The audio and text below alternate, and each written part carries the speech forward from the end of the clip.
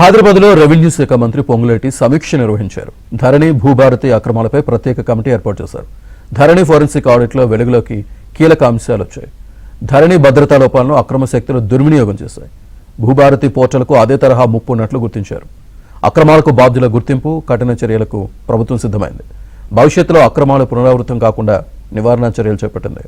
కొత్త భద్రతా ప్రమాణాలతో పోర్టల్ అభివృద్ధికి ఎన్ఐసికి ఆదేశాలు జారీ చేసింది. 15 రోజుల్లో ప్రభుత్వానికి ప్రత్యేక కమిటీ నివేదిక ఇవ్వనుంది. భూముల రికార్డుల భద్రతపై రాజీ లేదని ప్రభుత్వం తెలిపింది.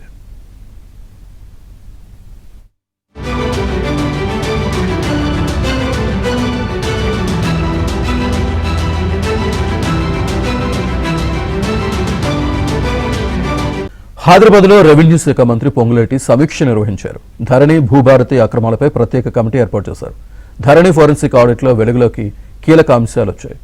ధరణి భద్రతా లోపాలను అక్రమ శక్తులు దుర్వినియోగం చేశాయి. భూభారతి పోర్టల్కు అదే తరహా ముప్పు ఉన్నట్లు గుర్తించారు. అక్రమాలకు బాధ్యుల గుర్తింపు, కఠిన చర్యలకు ప్రభుత్వం సిద్ధమైంది. భవిష్యత్తులో అక్రమాలు పునరావృతం కాకుండా నివారణ చర్యలు చేపట్టింది. కొత్త భద్రతా ప్రమాణాలతో పోర్టల్ అభివృద్ధికి ఎన్ఐసికి ఆదేశాలు జారీ చేసింది. 15 రోజుల్లో ప్రభుత్వానికి ప్రత్యేక కమిటీ నివేదిక ఇవ్వనుంది. భూముల రికార్డుల భద్రతపై రాజీ లేదని ప్రభుత్వం తెలిపింది.